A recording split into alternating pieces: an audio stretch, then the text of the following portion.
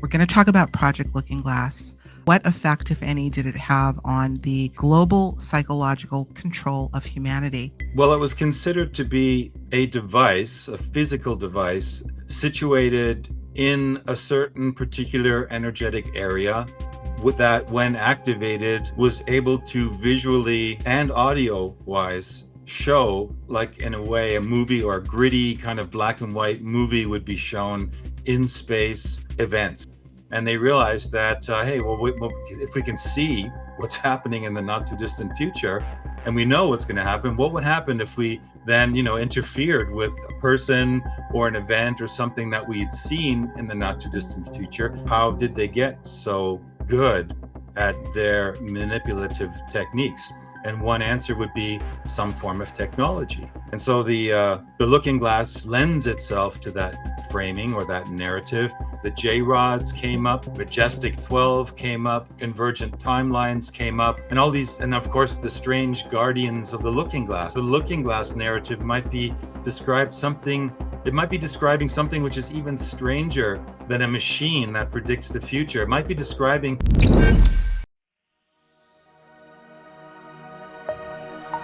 Right now on Higher Journeys with Alexis Brooks. Welcome back to the show, Frank Jacob.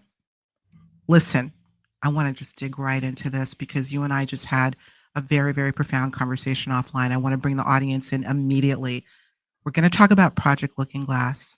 I really want to focus on, to whatever extent it existed, what effect, if any, did it have on the global psychological control of humanity? It's a big deal.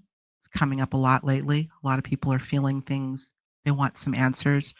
You are my go-to source on not only Looking Glass, but all of these areas that we call fringe. But I think there's truth that hides in these nuanced areas, these nuggets, things that they've kept from us. So again, welcome back. Let's get into it. I'm going to start with a question, and it may sound like a question that I would ask at the end, but I'm going to ask it at the beginning. If you were to give me, first of all, an explanation for the most compelling case that Project Looking Glass actually even existed, because it's highly speculative, what would that be? Well, I would say that the most obvious, let's say, evidence that it may have existed or it does exist, or maybe it did exist and no longer exists, but it doesn't matter because whatever the technology is describing, it leads to those who are operating the technology to be able to recognize how to affect civilization through what we are now actually in modern terms calling nudge technologies or behavioral governance. I actually call it behavioral cloning. It's just a kind of thought modification process. And so I think the fact is that the thought modification and these nudge technologies are very real. They're highly refined. And you have to ask yourself, well, how did they get so good at their manipulative techniques? And one answer would be some form of technology. And so the Looking Glass lends itself to that framing or that narrative. And another way it sort of makes itself a potential player in such a technology is the fact that it centers around plasma. And I don't know if you've been following what I've been doing in the last year or two, but I've been developing a new model in terms of reality, which is going away from relativity, Big Bang, and all these particle physics concepts and moving more toward electricity, plasma, the ether, and fields. And all of those models that I'm exploring is uncanny, but they really explain a lot of what's going on around us very, very well, better in a lot of ways than the old models do. So yeah, that's what I would say. I love it. And if you saw me smiling, we're getting one of those moments again, guys, because Frank, I don't know if you saw my show, this last show that you and I did talk about, but before that, just a little backstory. I finished wrapping, hosting and narrating a 7-part series with, I don't know if you know the name, Jay Widener, who wrote the 7-part documentary series called The Invisible Universe. And it is entirely predicated on this idea that the universe is indeed plasma. electrically charged plasma. And it left me with a lot of things to think about. And we literally just covered this a couple of weeks ago. So that Awesome. and the work of help me, Robert. It's based primarily on his A New Science of Heaven, I think it's called. Robert Temple. Thank you. Robert Temple is in the series that I hosted. A lot of Really? his, yes, Well, absolutely. that's very interesting because Robert Temple is the go-to man that I brought into my series. I just actually published a series called Ancient X-Files and the Plasma Matrix, and Isn't that I something? invited Robert to be the bounce off guy to Mhm. push my ideas out there, and it was a fabulous interaction that we had. When you have a nudge to talk about a certain subject, for me, it was Looking Glass to have you on. There's connections, even if we are not doing it consciously. I believe we were led to have this conversation on this day and bringing in the plasma aspect to it. So let's do this because we definitely want to talk about the plasma part of this whole thing. Yeah. Um, and I know it's multi-layered, but I for people that may not have ever heard of what Project Looking Glass was, as it were, can you please, in the best layperson terms that you can use, describe what we know of what it was and how it worked? Well, it was considered to be a device, a physical device situated in a certain particular energetic area with that when activated was able to visually and audio wise um, show, like in a way a movie or a gritty kind of black and white movie would be shown in space events. So those who are using the device allegedly were watching things, and they were things that were familiar in the sense that they were not, like, let's say, it's a time device, which is what they claim it was. It wasn't something that you were seeing that was so far and out of time that you wouldn't recognize what you're looking at, because that would be kind of counterproductive in a way too. What it was is a device that allowed the users of the device to see and recognize, identify events, identify people, and trends and all kinds of things that were happening in the not too distant future. And they realized when they were watching it, that this display of information ran in cycles, and it would run for, I think, 2.5 years and repeat. And so once they kind of deciphered that this thing actually isn't, linear, it actually repeats and loops, they set up cameras and they began to document what they were seeing. And they did this over decades. And they realized that, hey, well, if we can see what's happening in the not too distant future, and we know what's going to happen, what would happen if we then, interfered with a person or an event or something that we'd seen in the not too distant future? What would happen to the timeline? Would it change? What else would we see in its place?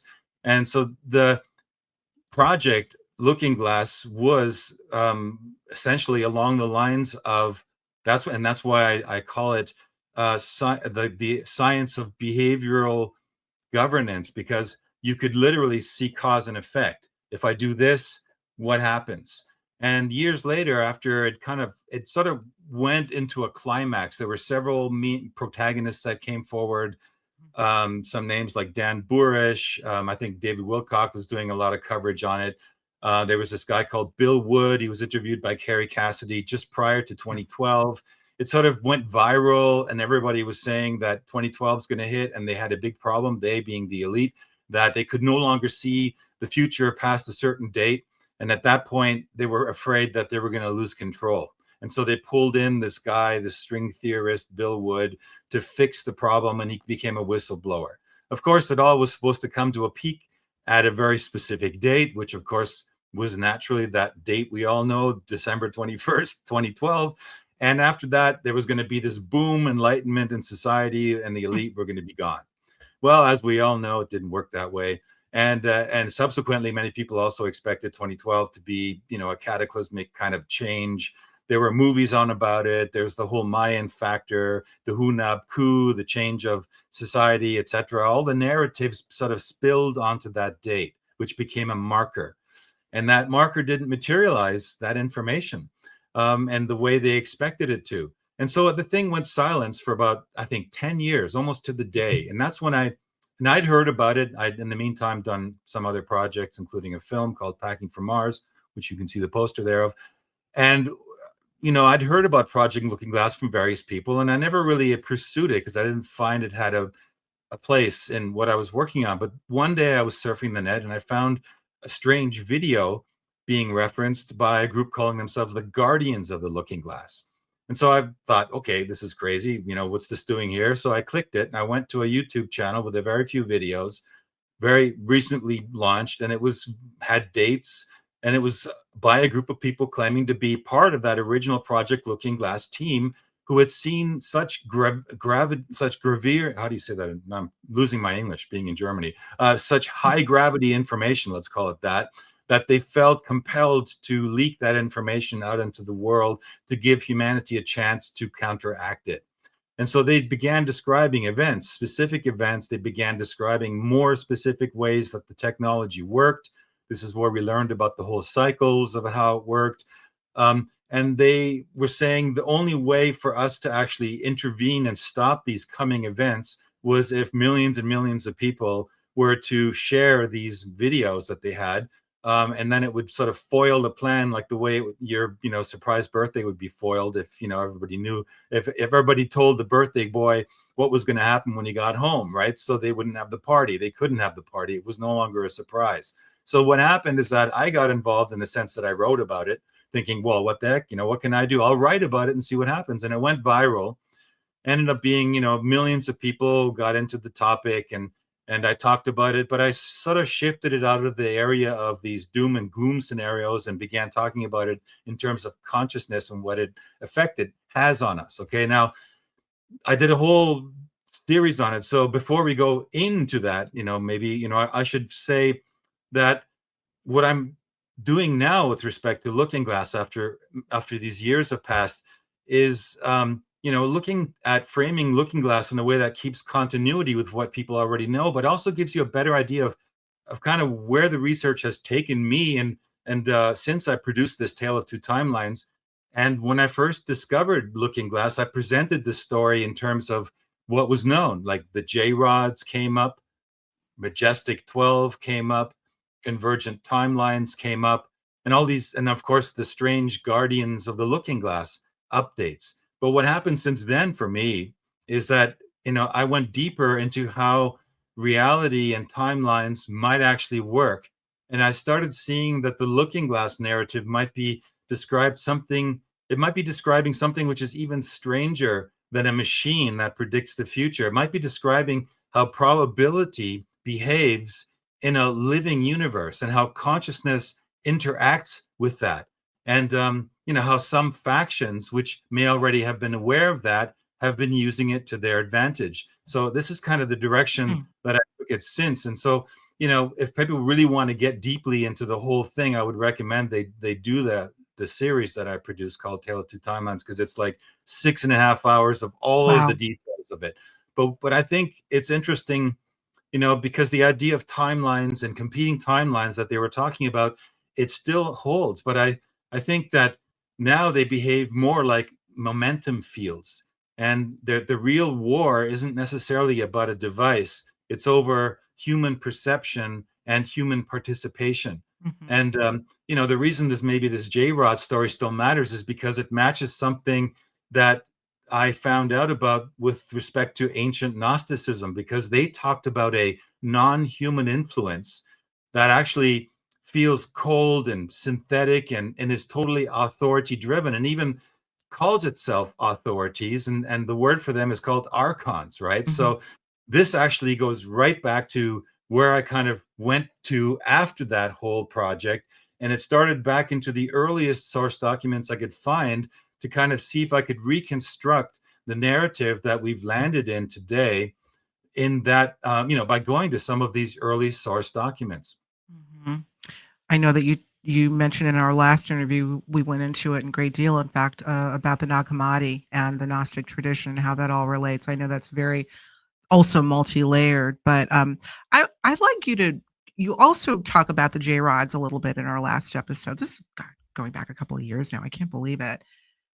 For those who haven't seen it, of course, we'll have a link to our initial interview. I would love for you to maybe talk about the J rods and how they're also what they're also known as, what they look like, how many people may be interfacing with them and not be aware of it.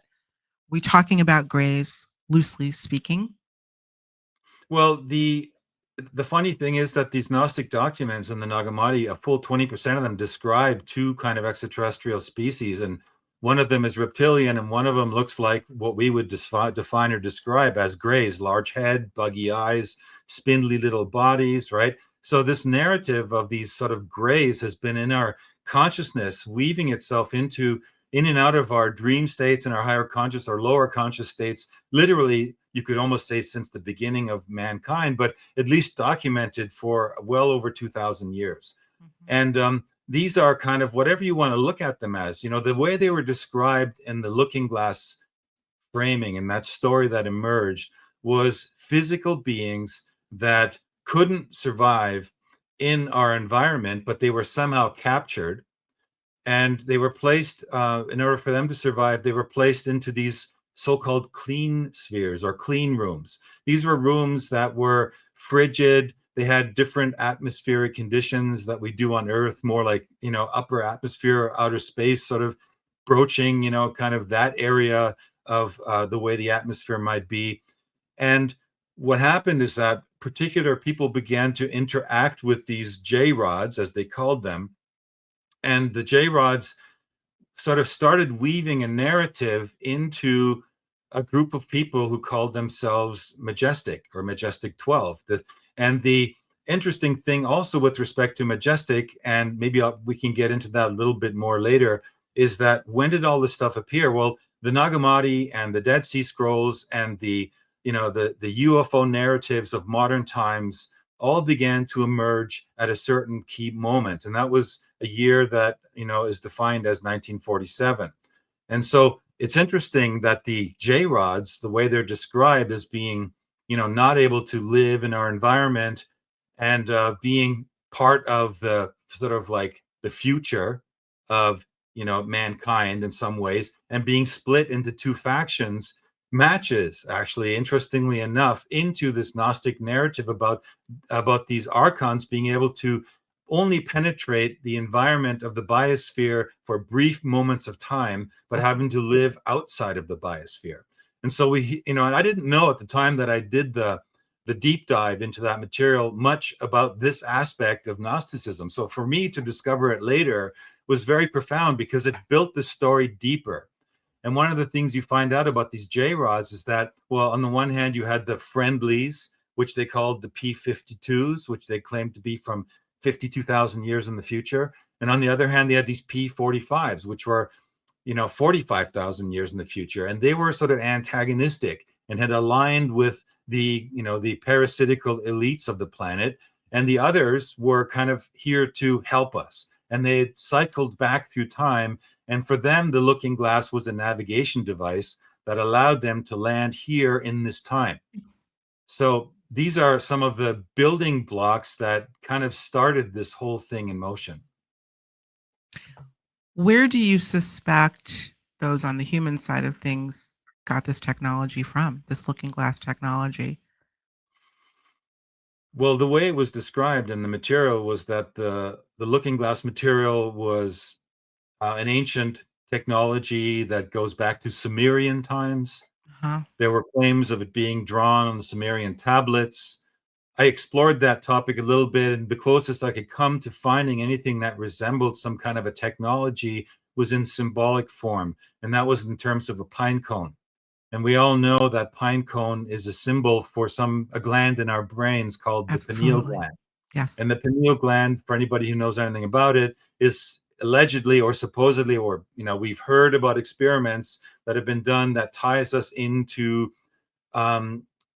finer dimensions or higher frequencies, and that we use the pineal gland to draw down or exchange information to these more subtle levels.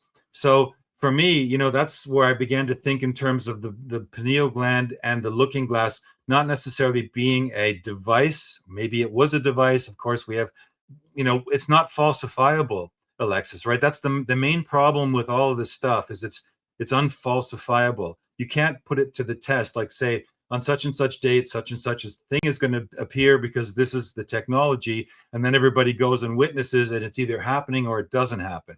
So you can say, okay, oh, it didn't happen, so obviously it was false, or it did happen. There you go. It's evidence that it's real. All of this stuff that we're talking about with respect to Looking Glass is unfalsifiable. Somebody said that they saw something that someone else saw and they talked about what they did or what with it. They heard rumors of what it was being used for. And so I think the analogy of the Looking Glass going back in time to where it originally came up in terms of Sumerian tablets and pineal gland is far more useful, because the things that we're talking about with respect to what the pineal gland does, and another gland in connection with the pineal gland, the hippocampus, which is a gland in our brain which is responsible for generating the pictures. So if you want to look at our brain and our biology as being biohardware, the pineal gland would be a device that would, let's say, like an antenna or a transducer, like a television antenna from the old ones that we had in the 80s and 70s, where we had the little antenna on the TV. Those are transducers. They would pick up signals and translate those signals into electricity and then put them on a screen so we could see the pictures. Well, we have that kind of a technology in our brain. And the way we do that is through the pineal gland locking into the hippocampus. And there's another also organ in our brain called the thalamus. And the thalamus is responsible for helping us to brew the cocktail in our brain that corresponds to the way our body lives, how we, like if we have adrenaline, if we go to sleep, if we have a good chemical balance in our body, if we're stable, if we're quiet, if we're nervous, these are all things that are regulated by the biotechnology in our bodies, which have to do with that particular triad of organs in our brain. So those things are definitely falsifiable. And it's absolutely certain in my research when I did it that I found that there had been a lot of experimentation that has gone with respect to the pineal gland has gone on since at least the 1930s, if not also then following in the 40s and 50s, where they were able to show that they could literally tune into certain frequencies of the brain and get pictures and voices generated so that the recipient of that experiment would actually hear things and see things which weren't there. Okay, so I mean, look, that's a pretty amazing technology if you ask me, and it's talking about a paranormal device that is directly within our brains. Now let's just assume that everything said about the Looking Glass device is real and it did exist.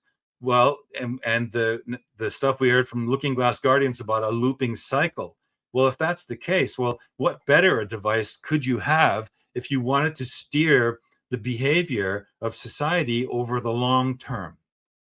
And I'm talking about decades, right? So if you knew that you could insert narratives, you could insert names, you could insert, politicians, or you could insert pictures into society in the cultural and the pop medium. Let's just say it's on, some cartoon that is playing out there, which somehow seems to always know future events by past, cartoon episodes that it aired, right? How does that work? Well, that would work very well if you actually did have a Looking Glass technology. Now, whether it's hardware or whether it's something internal that can be influenced by that can influence the hardware in our bodies is almost irrelevant at this point, because it has to do with patterns, pattern recognition, and something, of course, that ties into plasma, which we've already alluded to a little bit here. Oh my God. You got me thinking about so many things, not the least of which is the pineal gland. We did touch on that as well in our last show together.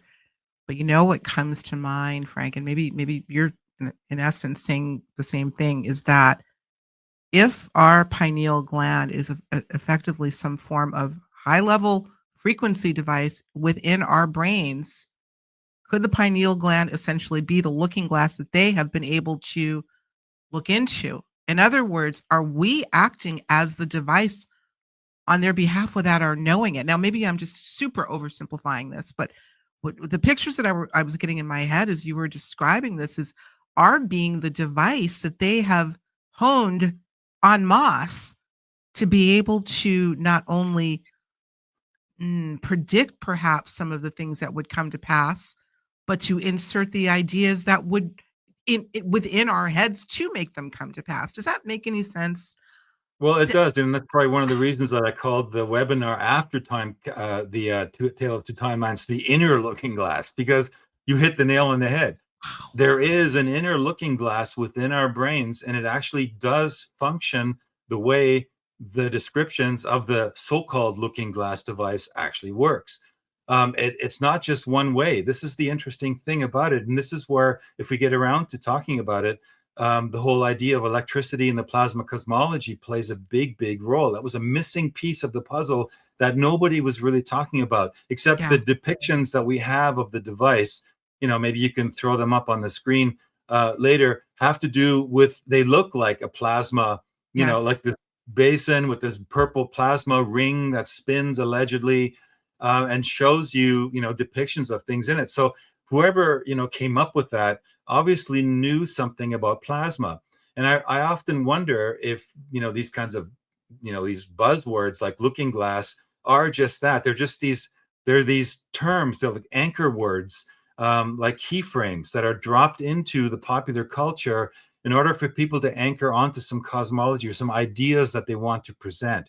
Now, what's interesting about the inner looking glass in terms of our own pineal gland is that, yeah, we actually are able to bring in, like an antenna, images, pictures.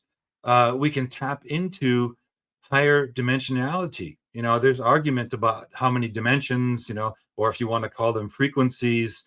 All these things are up for debate, and I'm not here to debunk any of that stuff. Anybody who's a serious researcher into frequencies and dimensions, by all means. But the whole point of it should always be, in my opinion, my humble opinion, is we should bring that information back and make it useful to us, Right. practical, so that we can use it.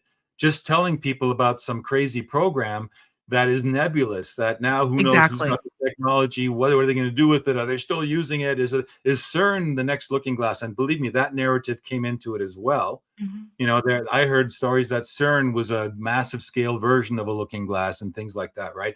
But all of that is almost pointless if we don't know how to apply it in the world. And the very fact is, if we understand and we can accept this idea that we have an inner looking glass, then we have control, we have agency.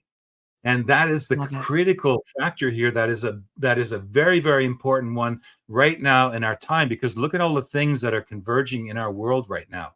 We have transhumanism, we have the explosion of artificial general intelligence, or at least hoping they're going to get it. Artificial super intelligence one day, right? All these things, what do? They take agency away from biological human beings and they move it into an artificial, or another, let's just say, another sphere that is beyond the organic intelligence that we actually inhabit. And so for me, I see the battleground now less in terms of one faction working with the J-Rods this and that looking glass that, Yeah. as more in terms of, we represent humanity, the organic intelligence, and the other people out there, if they're ETs from Zeta Reticuli or from wherever, like the J-Rods claimed that they were, and from the future coming back into the past, and they're in this war with each other, this timeline war, regardless of how you look at it, it always comes down to one thing. It requires us to participate. And, Absolutely. and They this know is that. where agency comes into it. You're hitting it on the mark, and I'm so glad you're taking this approach, Frank, too. You're looking into this. You just made such a poignant point of, this is not for the sake of, I'm kind of paraphrasing, not for the sake of novelty are we looking at this. What are the applicabilities to how we can positively use our inner looking glass right now? Are things like precognition and deja vu and synchronicity part and parcel of that inner looking glass? Is that what's happening? Yeah, absolutely. This is what's going on, and this is where I think it's leading. I think it's leading us to, well, let me just take a step back in terms, we keep bringing up this word plasma. Why I did plasma, or this whole series I just called the Ancient X-Files and the Plasma Matrix, is because, first of all, I know nobody really knows that much about plasma. We've all heard kind of the electric universe being, talked about, or a buzzword about electric universe and plasma cosmology. And I really didn't understand it well enough. And so I decided to kind of go into explaining, like, what is this really? Why does it work? How does it work? Where did it come from? Who was behind it, etc.? These basic questions. And then you realize that, there was a massive plasma movement, if you will, exactly 100 years ago. People like names like Hannes Alfvén, building on the work of someone called Christian Birkeland. And, later, students of Hannes Alfvén, who literally became you could say, the grandfather of plasma physics, had a super talented student called Anthony Peratt. And Anthony Peratt took his work even further into plasma. And we find out that literally 100 years ago, there was a split. So if we want to talk about splits and timelines and how things move, that would be one of those moments in history where 100 years ago, science literally moved away from plasma, which another word for plasma actually is the ether. That's correct. And yes. the ether and plasma are related to yet another interesting, more ancient word, which is called the akasha, because that was the more ancient word for plasma and the ether. And what these people discovered is that plasma is like a living substance. Like if you could say that it's pre-matter, that it's like before water turns from vapor into drops, and becomes ice and becomes solid, right? Well, ether is like the water in vapor form, but it's matter in this form. It's matter right. Before it congeals. Right. And this is right. this is what it's all about. And It's considered the fourth state of matter. Yes, that's what's recognized as the fourth state of matter. The fifth state. There's different ways of describing it, but what it's saying to us is that literally what these people were onto back then, and that were that actually the universe is kind of part of this, is part of a giant living substrate. So that in a sense, the whole universe itself, by extension, is maybe not like sentient, but it's alive, and that it has the electricity and the potential, the chaos, and something we call stochastics. So it's the idea of all probabilities and all possible eventualities that could precipitate out of the clouds into matter exist. And we, with our amazing biohardware and our designers who made us, this is why the Gnostic stuff is so interesting, because they talked about the fact that the universe was actually plasma. They knew it back then. They didn't call it plasma. They didn't have, fancy words for it. But these shamans, these seers, were actually connecting with that field. And the field actually wasn't discovered until, you could say, in modern times by another man in Russia called Vadim Tsitovich. And Tsitovich was this researcher that put plasma in his laboratory, and he created these plasma structures, and he found out that, lo and behold, if you keep them going long enough, they begin to form into crystals, and they begin to act like they're like some weird form of amoebic primitive intelligence. And that even after you unplug it from the wall, it continues onward. And so if we can accept that these crystals form in plasmic substrate, and that crystals are what? Well, they're excellent storage mediums, right? Or they're excellent at regulating energy flow, right? We have those Swiss watches, which are based on crystals, right? So we have crystalline structures made of plasma all around us that are actually alive and that we're connected to. And what happened 100 years ago? Well, another researcher that some know, a guy called Nikola Tesla, figured, built a whole series of engineering experiments on the back of the idea of an etheric substance out there, in terms of like, what does it mean? Can we control electricity? Could we control, could we beam wirelessly electricity? And guess what he found? Yes, we can. And guess who was supporting him? Well, JP Morgan. And what did JP Morgan do? Well, Morgan found out, had spies working within Tesla's laboratory. For example, one of them that he built, the last one he built, his sort of flagship project was called Wardenclyffe. And Wardenclyffe was an intended project to be able to prove that you could beam electricity. And now what happened? Well, JP Morgan, a very powerful, wealthy banker with very powerful connections to the media sphere, literally shut him down, and they needed a replacement. So they literally began slandering him in the press.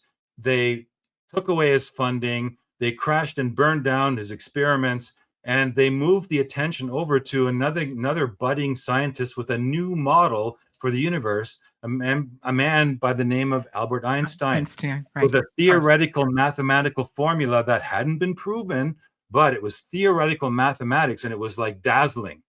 So he could, with all these mathematical formulas, he could create a model of the universe. And so all literally overnight, science moved from experimental etheric physics into theoretical mathematics, theoretical physics, and literally everything to do with simulations. I mean, they began simulating the Big Bang, simulating, the way the universe is expanding. All these things literally took over, and we ended up moving in that direction. I believe it was a total decoy.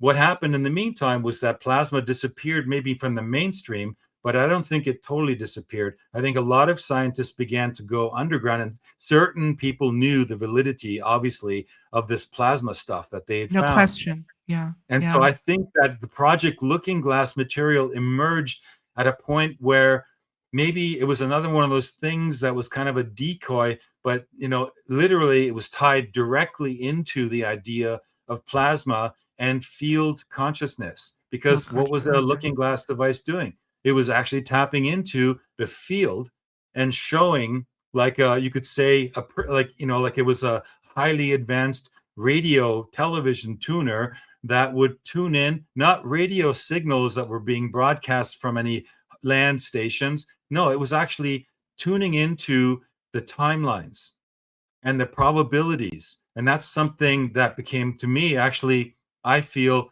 that is something which is testable. And I think that actually is something which is substantiated by the emerging sciences of plasma that are happening around us now, albeit not directly in the mainstream. Now, that was a big mouthful. It sure was. So I'm going to pause for, actually, I'm not going to pause. I'm just going to go right into it. I believe that there are semblances of this going on right now. They're just on the cutting edge of this right now. Let's talk about the spiritualist movement, Madame Blavatsky, and plasma in that regard. Didn't they call it ectoplasma or something like that? Ectoplasma. Yeah, where you would see over top of people's faces or bodies, you would see kind of a plasmic substrate that would manifest, and they would use that in terms of seances that they had, and occult meetings that they would have. And I know people now in the modern age that have had those ectoplasmic experiences. So there is absolutely something to ectoplasm being, real and being a substance, but actually being something which, again, is nebulous.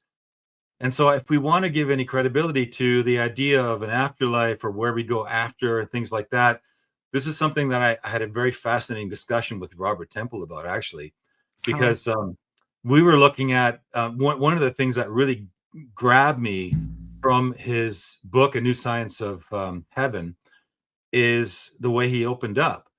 And he opens up the book with something that I delved into deeply in this last series that I did, called the Kordylewski clouds. Because the Kordylewski clouds are these, if you were to say, like, look, if we are going to build on the mythological body of work that the ancient Telestai, who later then became the Gnostics, had sort of discovered, they were talking about the earth as a conscious being.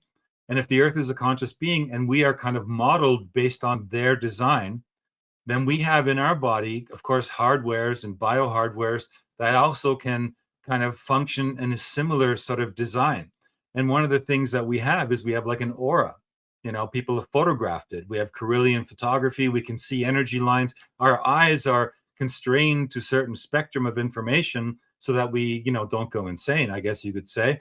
But, they figured out that there are these other spectrums of light that can be photographed and that we are connected to, and that these auric fields contain information. In fact, Sabrina Wallace will probably argue that they can tap into that field and they can begin to manipulate that field.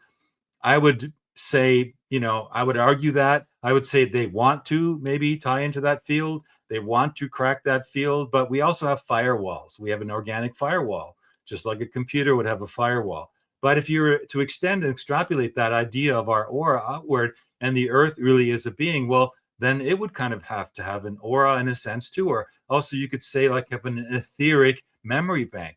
And along come the Kordylewski clouds. And those clouds are these giant, huge, you could say, lobes which exist in the Earth Moon system, which are collectively 18 times the size of the Earth. So if you needed to, and they're made of plasma, big surprise, Mm. right? So if those are real, and they have been now recently rediscovered, the guy who first discovered them in the 60s, they thought he was crazy, but they found out recently that no, he wasn't crazy. Actually, they do exist.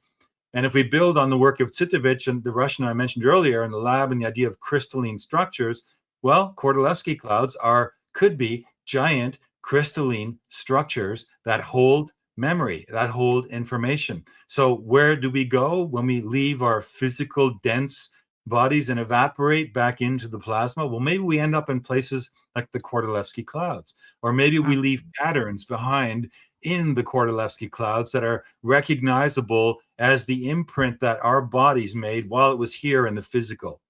So in a sense, we don't continue living in the physical way that we are here, but everything that we've left behind, everything that we've imprinted and interacted with in the world is stored somewhere in a resonant field, which of course then the word akasha plays a big role, the akashic records, meaning that everything ever done and lived and expressed and put out there into the physical world has been recorded somewhere. And the plasma model would be the perfect model to explain how that works. Now, the cool thing is we go there and we can tune it in, but it goes the other way. We also broadcast into it. And so this is again tying back into the looking glass. If you know that you can affect people by affecting their behavior, then what do they know? They know that people collectively, through their thought modification, through these nudge technologies I was mentioning, they begin to behave in a certain way that's, if the more polarized, the better. And they push that narrative, they push that energy into this field.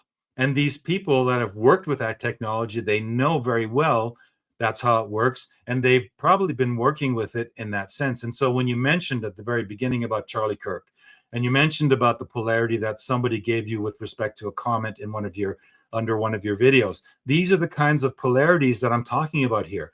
If we're talking about behavioral sciences and behavioral conditioning, behavioral cloning, as I like to call it, then what happens is when you get massive amounts of people polarized, and I would say you could argue very well right now that the United States is pretty much split in a polarity between these two sides, what do you call them, conservatives on the one hand, right, Left and right, essentially, of the same bird.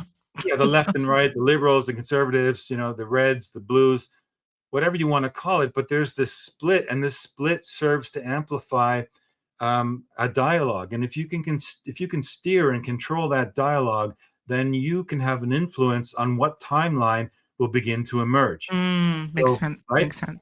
Yeah. Makes sense, right?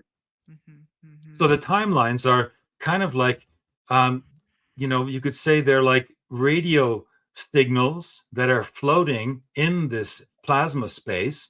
And the ones that are the strongest, it's electromagnetic energy, and it connects with us. So we're going to tune in those pictures, and we're going to see, like, let's just say somebody says they had a dream about something, about some future event.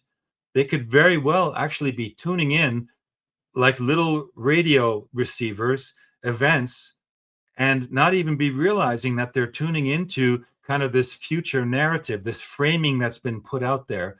And the only thing we're lacking in our society is, you could say, technicians or shamans or people who understand this to help us to identify what it is that we're seeing and to kind of frame it in a way that is useful for us, that is practical for us. Because just having a dream and being disconnected from it, it doesn't really help anybody. it'll generate polarity, especially if it's a dream about something really cataclysmic that's going to happen, or Mm. a person going to be assassinated, right? This polarizes people.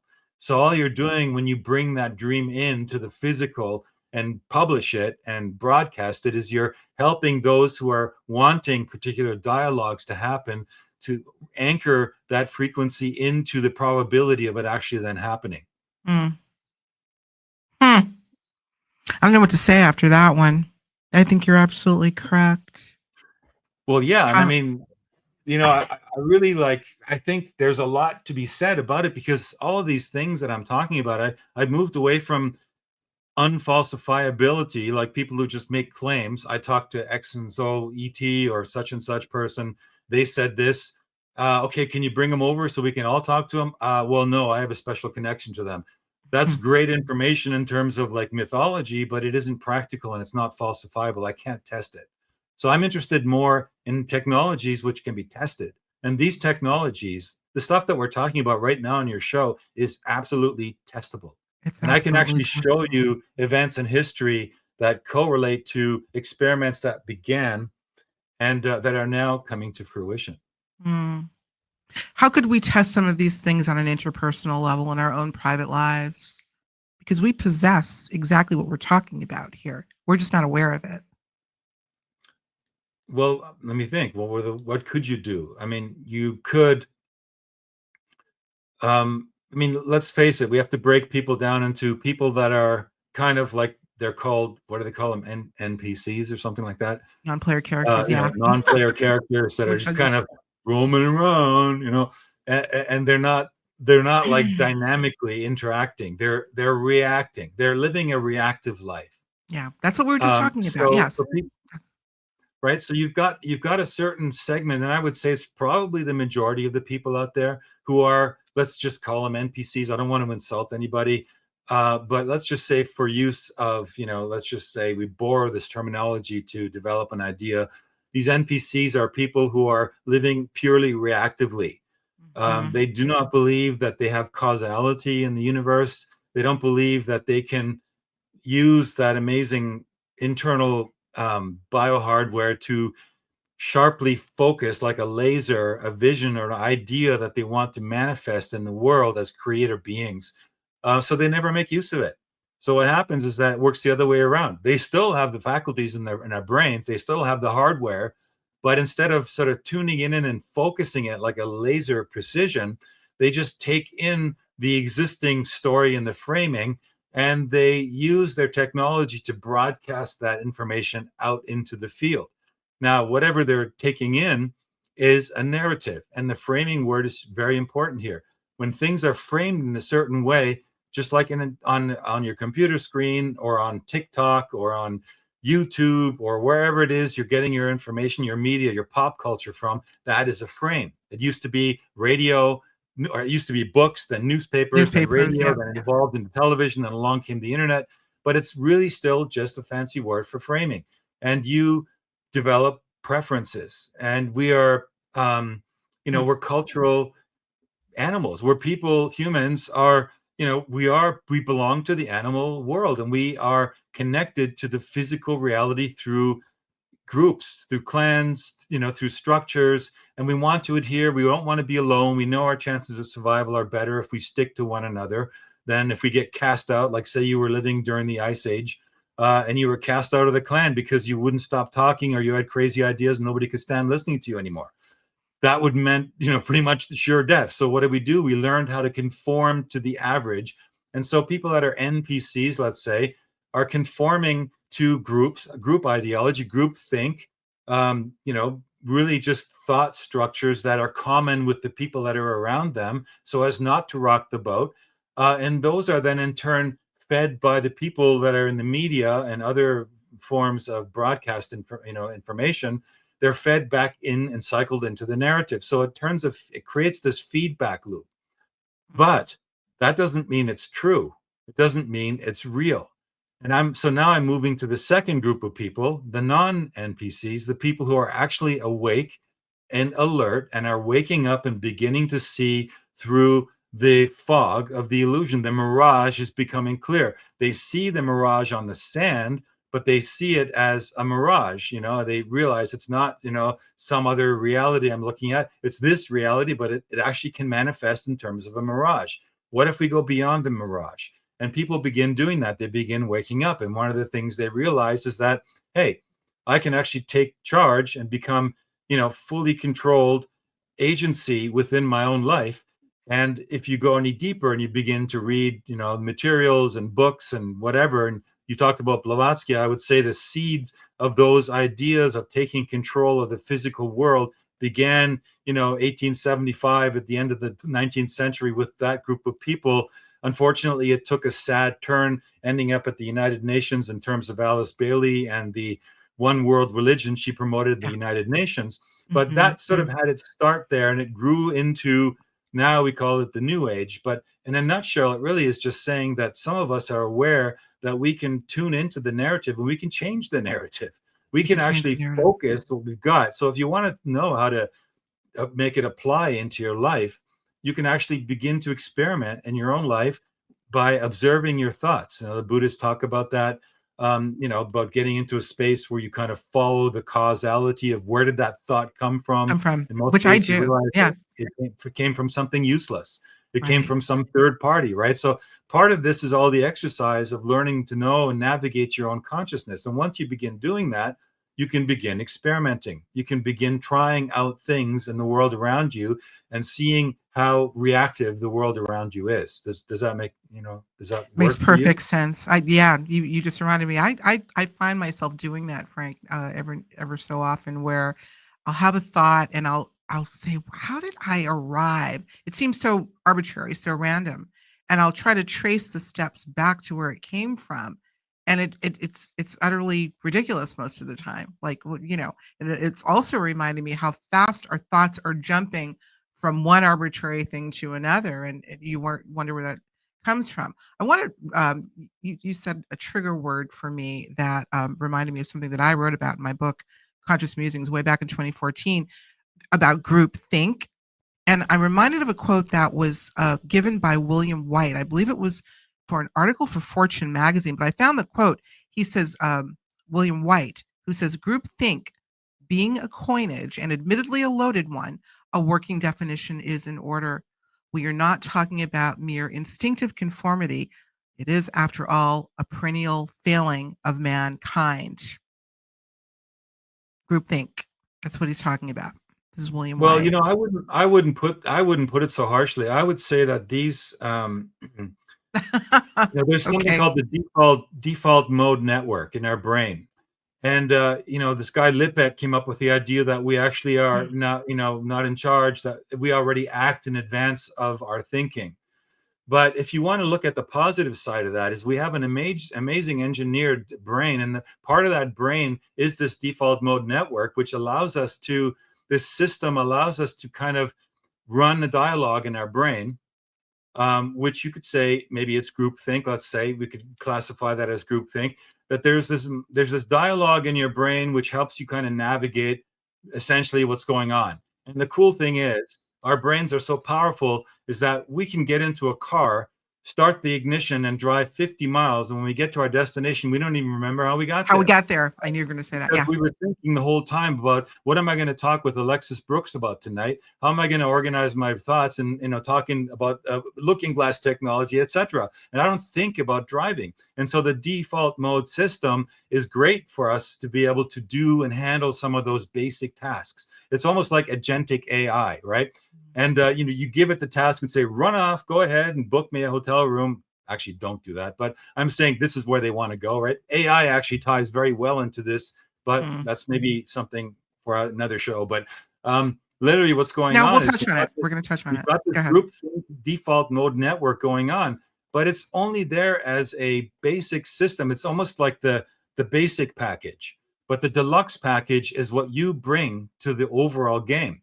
And the deluxe package shows us that, no, we can actually intervene, even though for, they said between 0.3 and 0.5 seconds ahead of us, thinking a thought, we've already brought our body to move in that direction. Well, these are survival things. I mean, if you know there's a dinosaur T-Rex coming after you and you got to run, you don't want to wait for yourself to your mind go, that looks like a dangerous animal. Should I sit here or should I run? No, your body is already moving based on Right. the default mode network. But that doesn't mean you can't intervene. And so there's a mistake, I think, in the net languaging of people that try to kind of put those things in terms of negativity. These are all useful things for our body. They're useful things that were built into our body. But if we don't begin to observe them and take charge of them, yeah, I mean, the default mode network is one of those perfect tools. If we're talking about Archons and how the Archons work through simulating thoughts and patterns into our brain, they can steer and control us. They can't be here and live in our biosphere, but if they can hijack your mind, your default mode network, and get you believing certain things and getting you to do certain things that correspond to their agenda, which is to keep us away from being what we really are, then they've won, you know. And if we believe those narratives, and that's a big factor, if we believe the framing and the stories that are running out there, then, you know, whether they're true or not, it doesn't matter, because Doesn't matter. it doesn't matter. If we believe it, they've already won. Yeah. Many times we do believe it. I think this is a good time to bring in Ray Kurzweil, because his actions and his futurist optimism never cease to amaze me or disgust me, or both. So I'm going to bring him up. And it's a quote that I found quite a few years ago. He obviously he's known for a lot of things, not the least of which is transhumanism, right? But he wrote a book, The Age of Spiritual Machines. When was that book written? That was in the 90s, I believe. I think it was around 99, right about as we were coming into Y2K.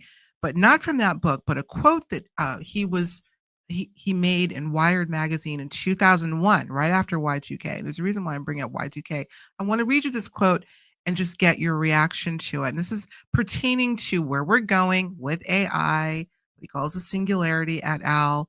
He says, quote, things are going to, and by the way, let me preface by saying he's seeing into the future, perhaps through the looking glass of what may be happening around 2030-ish or so. He says things are going to move at a pace beyond what we can now comprehend. People may not even notice it because in its wake it will leave a very good facsimile of the real world. But this affects everything. It affects the very nature of human intelligence. We'll see intelligence that's derivative of human intelligence, but superior to it. When I Yeah. first learned of that quote quite a few years ago, I brought this actually up to Richard Dolan. We had a face-to-face talk. Oh my God, quite a few years ago now, about what he calls the out of control train, that being AI, and all that we're touching on today. But what Kurzweil said here, people may not even notice it because in its wake it will leave a very good facsimile of the real world. There's more than tangential relation here. There's definitely a relatability to what we're talking about here. I'd love to get your thoughts on where he was at with that statement. It'll leave a good facsimile of the real world. People won't even notice it. Well, I think he was onto the idea of behavioral cloning very early on, because I think that those people who worked with technologies that were discovered, or were, let's say, developed deeper into the areas of repositories of thought, memory being held in a certain, let's say, plasma structure. If they knew that or not, I'm not sure. But what they were saying is that what they were believing, let's just say it's a kind of a wet dream of Ray Kurzweil.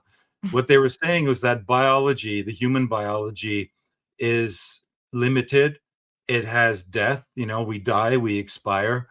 And a lot of these people that were on the cutting edge of the technology, the artificial intelligence technology, which goes back, really into the 60s already, right? The first forms of artificial intelligence, which, by the way, it's funny to use that word artificial intelligence, because there's no such thing as artificial intelligence. And what they're talking about now, when they speak about artificial intelligence, is something that's based on a computing model, compute power, driving something called large language models. And Google being one of those companies that, of course, invested a lot in this technology early on, and Kurzweil being part of the Google umbrella of companies, and I think he was even the CTO at some point.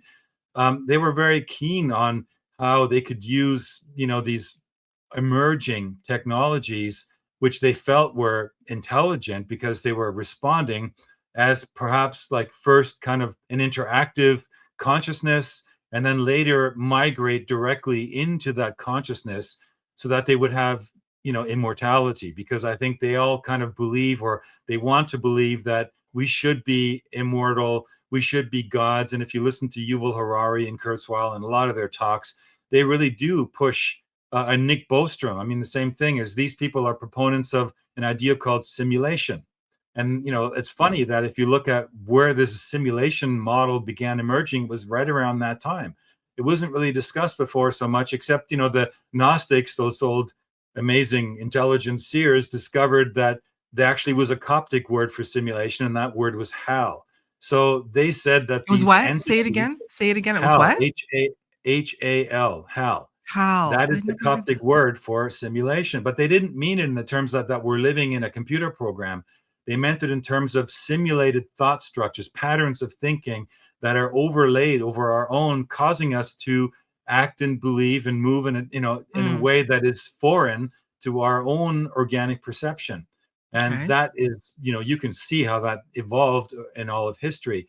But these guys like Kurzweil, they don't really, they're total technocrats. I mean, they Mm, do not see, they see the human body, let's say, as an inferior structure which they need to overcome. The mhm, problem is that, artificial intelligence is not alive. It isn't living. And it doesn't matter because, it doesn't matter how intelligent they think the AI is. It's just an algorithm. And the way the LLMs work, until they find a better model, and I think they're going to try to do that, is they just take the total repository of everything that humanity has produced in culture, in text, in art, in research, and sciences, and they suck it up like a giant vacuum cleaner. And they, use a fake kind of a simulated neural net for the interaction to kind of assemble the patterns of human behavior, but it is still only mimetic. And it's interesting because the Archons are described by the Gnostics as a mimetic species. They don't have the creator power that we do. They can only assemble something which already exists, and they can do it amazingly, and project it outward. And if you look at LLMs and have a conversation with an AI, it seems at first glance that it's incredible, that it's giving you these amazing answers, but it's just giving you an answer based on a pattern and mhm, a probability that you're expecting that pattern returned on the mm, basis of the interaction which takes place here. You know, this is where AI happens. Only here. If people think that somehow your interaction with the AI goes into some data bank, and that AI has a remembrance or a memory of you, Alexis, or me, and that the next time I call up an AI, it references that database and goes, "Oh yeah, there's Frankie. Oh, there's Alexis. Let's continue where we were last time." No, it doesn't. There is no database. There's no identity. There's nothing. It's absolutely purely algorithms, and it's designed to bring and return an answer to you no matter what, based on something that's called weight. So there's a form of a reward system, right? So the idea that AI is intelligent is a fiction.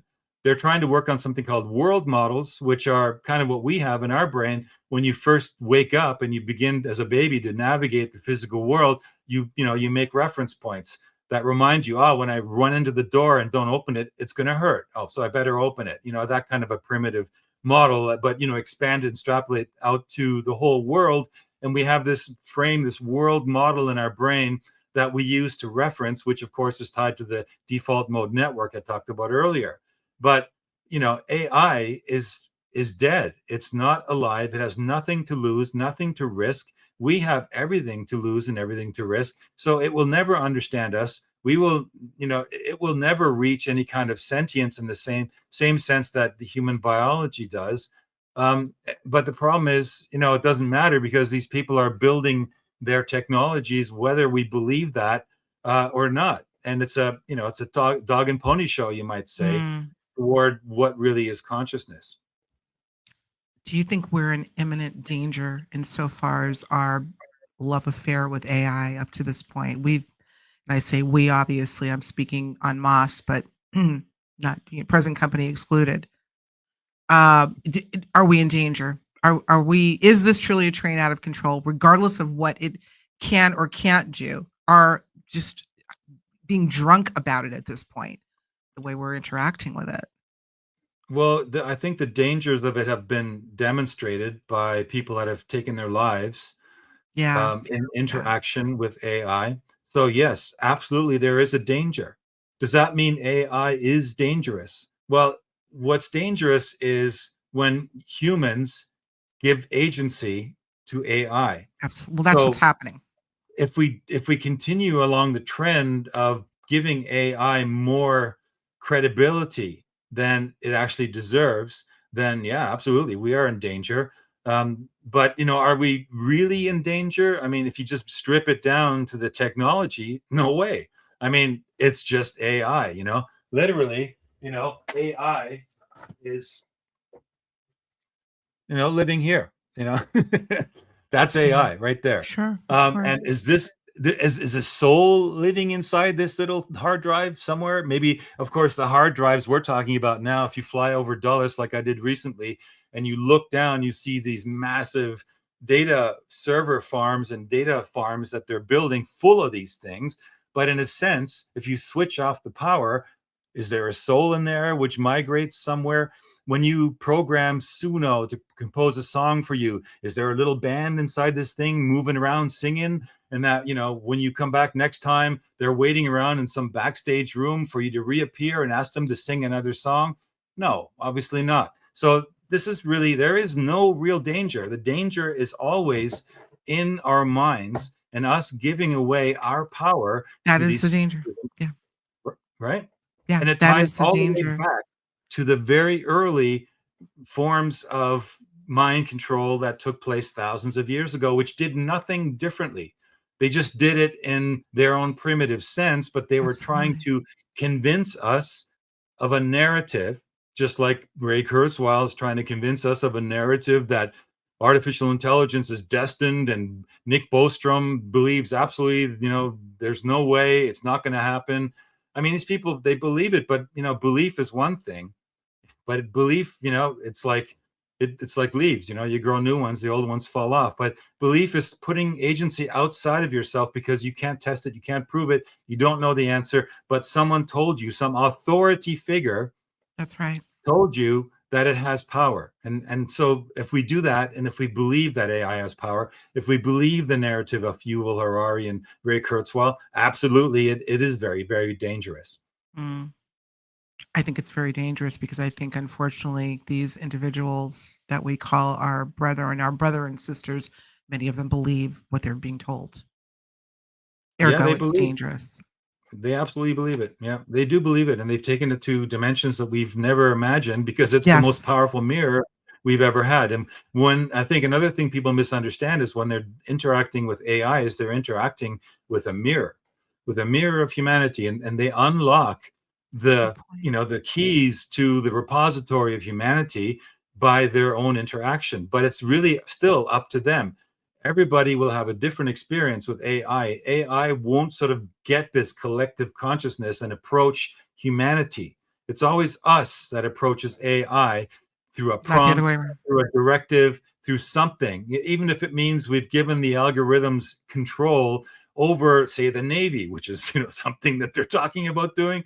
Essentially, if they give the algorithm control, who gave the algorithm control? Well, we did, right? We did. But once we've given it control, and it's become very powerful, it can unfortunately use that control to inflict a lot of damage on the space of the organic intelligence, which is you and I.